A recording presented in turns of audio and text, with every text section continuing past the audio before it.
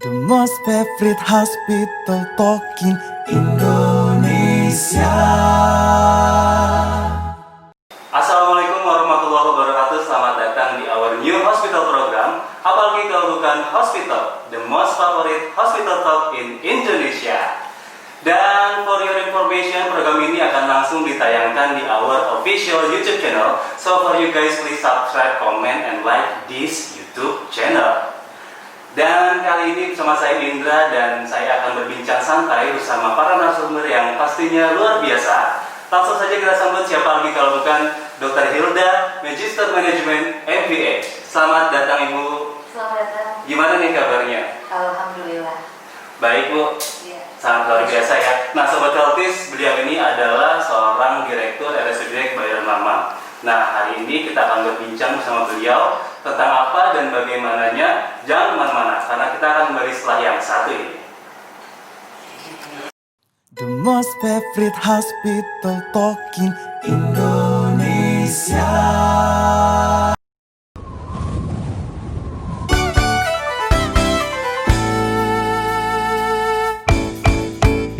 Hey, enyak babe, yuk berobat ke RSUD. Hey, abang noni, yuk periksa di mari aja. Petugasnya ramah tamah, bikin encang-encing terkesima.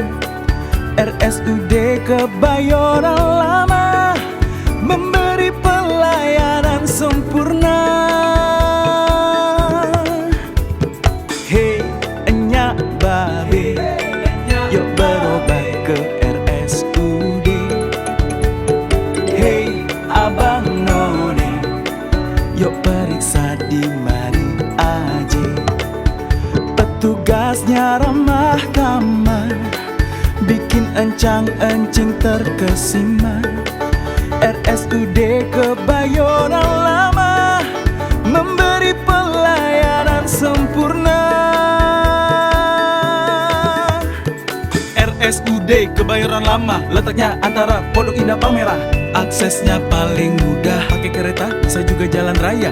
Dari Bungur masuk ke Jalan Jatayu, Gedung Cakep Pertigaan RT 1. Logo RS warna hijau dan ungu, beri layanan berkualitas. Dan petugasnya ramah tamah, bikin encang-encing terkesima. RSUD Kebayoran Lama memberi pelayanan sempurna. Semoga kita sehat semua.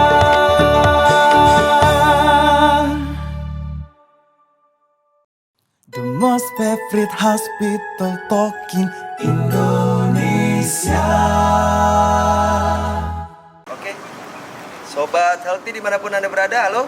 Hai, kenalin nama gue Dul dengan rekan gue, Mpok. Siapa, Pok? Mbak Jenab, Bang. Oke, hari ini kita mau ngebahas tentang apa, Pok? Kita mau membahas tentang ulang tahun RSUD Kebayoran Lama nih, Bang. Yang ke berapa ya, Bang? Kedua ulang tahun kita kedua ya, Bang. Gini nih, Bang. Kita mau tahu nih pendapat para pegawai yang ada di sini, rekan-rekan kita nih, apa nih pendapatnya selama bekerja di sini. Sama kita mau nanyain juga nih komentar dari pasien-pasien yang udah pernah berobat di sini nih, Bang. Menurut Abang gimana tuh, Bang? Bagus kagak, Bang? Boleh juga sih. Kita coba yuk. Cus. Cek ya, Don. Gas. Ya, pesannya happy terus lah. Pokoknya seperti kata pantun orang dewasa. Jangan sedih pokoknya. Nanti rugi. Sebab kita dilahirkan oleh karena orang tua yang sedang bersenang-senang. Asik. Ya, harapan saya sih selalu meningkatkan ya untuk pelayanan lebih baik lagi, untuk melayani masyarakat khususnya wilayah Jakarta Selatan. Semoga RSUD Kebayoran Lama semakin sukses, semakin banyak pasiennya, semakin berkembang, bertumbuh menjadi lebih besar, lebih baik, lebih bagus lagi. Harapan saya untuk RSUD Kebayoran Lama ini, kita akan selalu tetap menjaga kekompakan kita dari masing-masing unit, terus selalu menjaga kerjasama yang baik. Harapannya ya untuk RSUD Kebayoran Lama selalu berjaya ya, semakin kompak untuk para karyawannya dan maju terus, itu aja. Dari aku, semoga ada kantin, parkirannya diperluas. Amin. Amin ya. Sama diadakan mungkin lah kalau lahannya besar, lapangan buat kita ikrar. RSUD Kebayoran Lama di ulang tahun yang kedua ini pelayanannya semakin bagus, bertambah banyak. Yang tadinya mungkin ada pelayanan hanya 5 menjadi bertambah jadi 10. Misalkan banyak spesialis bertambah, penunjang yang lain, spesialis yang kecil-kecil gitu. Jadi Semoga RSUD menjadi RSUD paling top. Buat RSUD yang kedua di umur yang masih muda ini, semoga teman-teman, teman sejawat semua, partner-partner kerja itu makin solid kerjanya.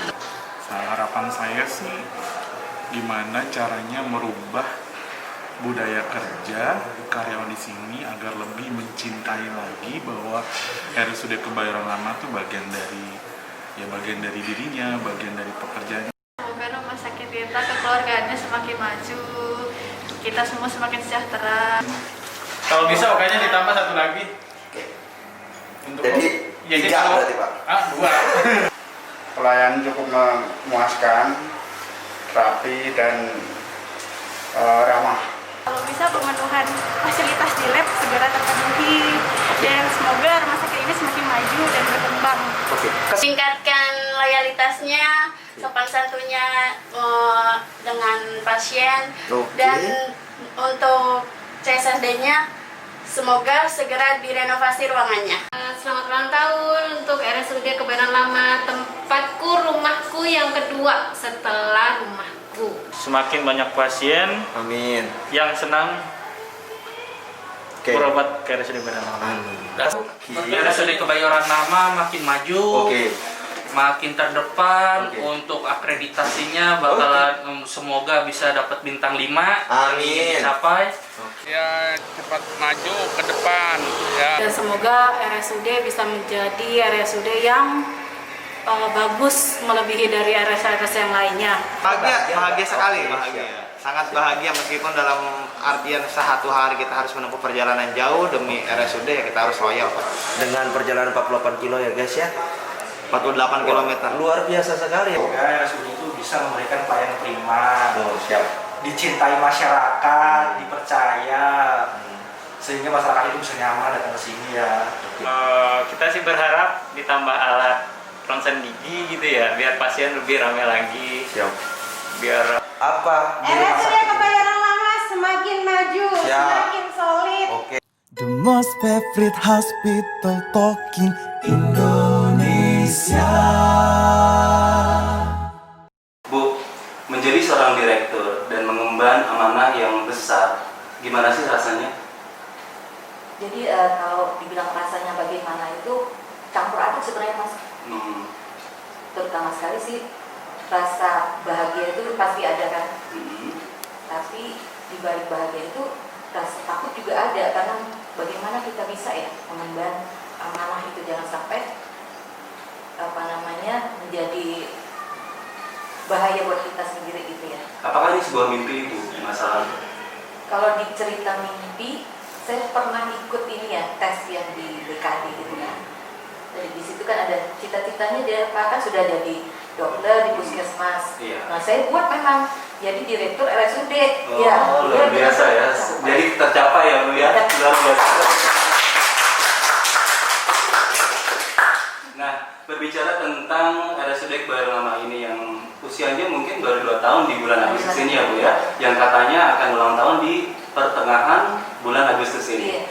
Itu Sobat Kartus ingin tahu nih, bagaimana sejarah berdirinya RSUD Kebayoran Lama ini. Iya. Bisa mau diceritakan Bu? Iya, kebetulan memang dari awal sebelum berdirinya saya sudah ditunjuk ya sebagai PLT dari direktur. Sebelum dibangun? Sudah dibangun, tapi kan belum diresmikan. Oh, iya. Jadi waktu itu belum di apa namanya. Jadi saya itu ditugaskan PLT, pelaksana tugas. Baik. Jadi belum definitif, belum dilantik sebagai pejabatnya. Nah itu kita diminta untuk bagaimana membuat RSUD ini menjadi bisa melaksanakan Bisa berkembang dengan baik gitu ya? baik. Jadi sebelum dilakukan peresmian oleh gubernur, ya kita mulai dari awal itu, mulai dari dokumennya, penyusunan dokumen, kemudian sarana prasarana itu kita yang menyiapkan, membantu dinas kesehatan tentunya sebelum diresmikan. Nah, termasuk SDM juga, Mas. Oh iya. Jadi semua dari awal, dari SDM, kemudian prasarana, dan gedung juga, dokumen pun semua dipersiapkan. Dan Ibu itu termasuk di dalam timnya. Iya, alhamdulillah. Jadi mulai dari tim yang kecil, waktu itu PLT-nya saya dan Kasubag TU, jadi cuma 2. Kalau sekarang kan ada 4 ya, Iya. pejabatnya. Baik. Itu baru 2, kemudian ditambah tim kecil. Tim kecil pun kita harus nyari sendiri. Ya, alhamdulillah waktu itu saya sebagai kepala puskes kan, jadi bisa meminta bantuan dengan staf yang di puskesmas. Baik, jadi benar-benar ini adalah sebuah perjuangan yang dari nol sekali ya Bu.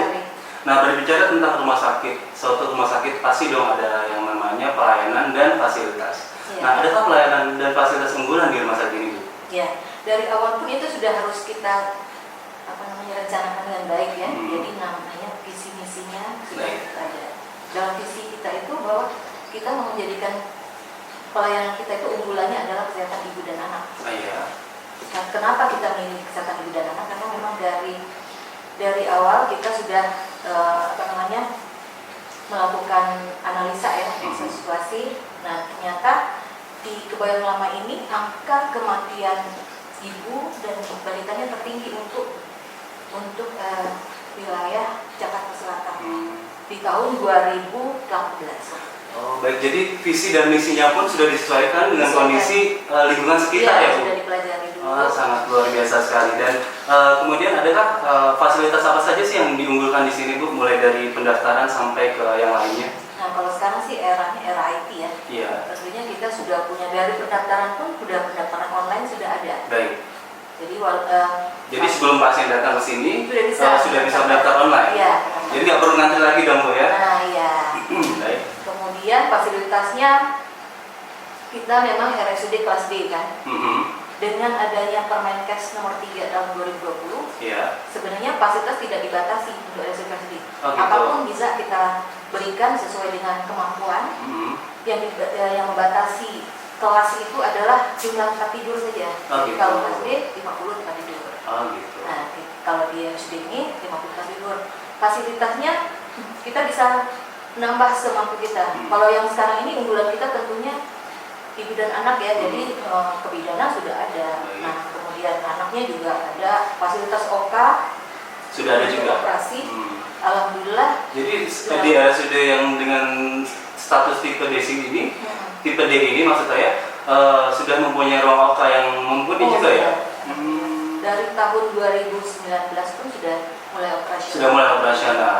Nah, baik, untuk fasilitasnya nih Bu, kan ada ya rawat inap, kemudian ada rawat jalannya juga, ada poli-poli apa saja ya dalam di dalamnya? Ya. Jadi ada 4 besar itu anak, kemudian ibu ya, ibu, oksin, kemudian yang di dalam dan bedah. Rencana tahun ini sudah nambahkan neurologi. Akan ditambah dengan kulit. Oh, spesialis kulit juga. Karena orang-orang di sini banyak karyawan kita kan kalau dibanding antara laki dan perempuan banyak perempuannya. Dan mereka butuh kecantikan termasuk saya. Oh gitu.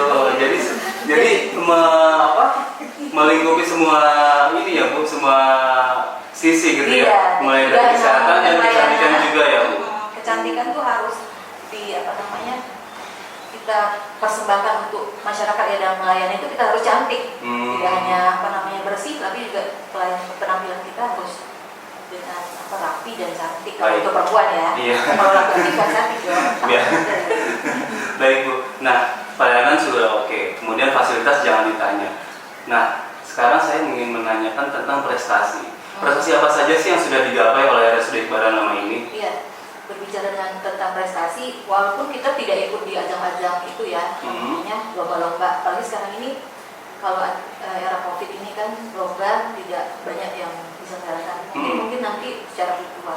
Tapi prestasi yang sudah ditorehkan oleh RSUD itu saya pikir itu banyak sekali ya. Bisa disebutkan dari awal itu kita sudah mempersiapkan, sudah ikut ujian BLUD itu. BLUD itu sekarang ini baru RSUD bukan sekarang ini, waktu itu ya, tahun 2018 itu RSUD Kebayoran Lama itu pada saat ujian langsung lulus BLOD penuh. Itu suatu prestasi yang luar biasa di tingkat gitu ya Bu ya. Pemda DKI yang menyalakan BLOD. Kalau dulu kan ada BLOD bertahap, kalau kita langsung BLOD penuh. Langsung penuh BLOD-nya, luar biasa. Setelah itu, sebelum setahun kita sudah ikut akreditasi rumah sakit. Sebelum 1 tahun? Sebelum 1 tahun, padahal untuk akreditasi itu sebenarnya dimungkinkan 2 tahun ya, 2 tahun berdiri baru ikut akreditasi dimungkinkan, tapi kita belum setahun sudah berani melaksanakan akreditasi dan alhamdulillah lulus akreditasinya. Wow, ini sangat prestasi yang luar biasa ya. Dengan usia rumah sakit yang masih dalam usia 1 tahun, tapi sudah berani untuk melakukan akreditasi rumah sakit ya. Nah, luar biasa Ibu. Kemudian itu kalau untuk masalah IT kita banyak aplikasi-aplikasi, dimulai dari e-kinerja untuk non-PNS kita bisa sudah sudah membuatnya buat sendiri, jadi nggak pakai penyedia itu. Oh gitu, jadi dari SDM yang ada dimanfaatkan ya Bu ya. Kemudian imutu, jadi sistem akreditasi itu kan sekarang ini pakai aplikasi-aplikasi. Nah imutu ini menyempurnakan dari sistem akreditasi. Oh gitu. Lalu ada lagi IMCU. Jadi semua sistem pelayanan di rumah sakit ini benar-benar memanfaatkan sistem IT ya Bu ya? Sesuai dengan arahan Presiden, arahan Gubernur pun memang kan kita ini adalah era IT, jadi harus dimanfaatkan semua termasuk di rumah sakit. Baik. Nah, sekarang kan RSUD Kebayoran Lama ini kan ingin berulang tahun Ibu yang kedua tahun. Tepatnya di tanggal 14 Agustus 2020 ini. Nah, harapan Ibu apa sih Bu? Adakah goal-goal Ibu? Maksudnya cita-cita Ibu ke depan rumah sakit ini mau dijadikan seperti apa gitu? Ya. Berangkat lagi dari visi dan misi dari rumah sakit kita kan dengan mulai ibu dan anak, kita menjadi RS terdepan di dalam lingkungan Jakarta Selatan terutama. Jadi saya inginnya bagaimana kita sebagai rumah sakit daerah itu banyak kan konotasinya itu rumah sakit daerah dengan yang rame, kemudian terus umum gitu kan, kurang bersih. Nah itu tidak ada di rumah sakit ini. Oh jadi Ibu ingin menghapus semua stigma masyarakat yang RSUD itu dikatakan RSUD itu kotor dan pelayanannya kurang baik, kurang memuaskan, dan di sini Ibu akan merubah stigma itu ya Bu, di rumah sakit ini, hanya di RSUD Kebayoran Lama. Dan itu waktu sudah terbukti ya, banyak yang datang, tamu-tamu yang datang melihat dan merasakan sendiri bahwa wah ini rumah sakit bersih, memang bersih kan, dari depan sampai sudah ke atas dia bersih dan juga rapi dan ramah gitu kan. Luar biasa ya Bu ya. Tidak sesuai dengan stigma yang selama ini terjadi. Jadi sedikit demi sedikit stigma itu mulai berubah ya Bu, dengan adanya RSUD Kebayoran Lama ini. Luar biasa. Nah ini pertanyaan terakhir Bu. Saat ini kan kita sedang menghadapi pandemi COVID-19 ya Bu ya. Antisipasi apa saja dan peran serta apa yang sudah dijalankan oleh RSUD Kebayoran Lama ini untuk menangani pandemi ini Bu? Ya. Jadi kalau untuk pandemi ini selain kita di dalam ya internal kita seperti apa, melaksanakan peraturan protokol kesehatan yang kita lakukan. Baik. Kita juga untuk yang keluar juga kita harus melaksanakannya. Jadi ikut membantu promosi kesehatan tentunya. Nah, untuk di dalam sendiri kita ada sistem aplikasi yang mendukung untuk penanganan COVID ini, yaitu namanya e-medical check-up tadi, IMCU. Jadi kerjasamanya seperti ini, kita melakukan MCU onsite keluar. Jadi ada ke kementerian, ada ke perusahaan-perusahaan swasta yang mereka mau seperti apa yang mau screening gitu kan, screening tentang COVID, nah itu kita fasilitasi. Nah baik, di dalam rumah sakit itu sendiri adakah seperti halnya screening, jadi pemilahan pasien yang menjurus ke arah COVID atau non-COVID, seperti di sini sudah dijalankan?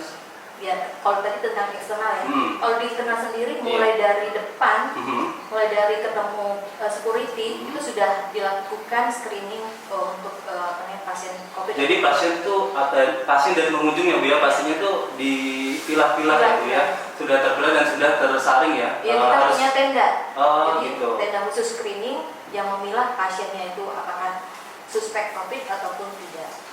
Jadi tersaring lah ya Bu ya, jadi tidak akan tercampur ya yang ke arah COVID dan tidak ke arah COVID. Baik, Sobat Healthies, dengan berakhirnya pertanyaan tadi, maka berakhir pula podcast kita hari ini. I think that's it for today. I see you again on next month. Have a really nice day. See you next time. I have to go in. Bye bye. The most favorite hospital talk in Indonesia.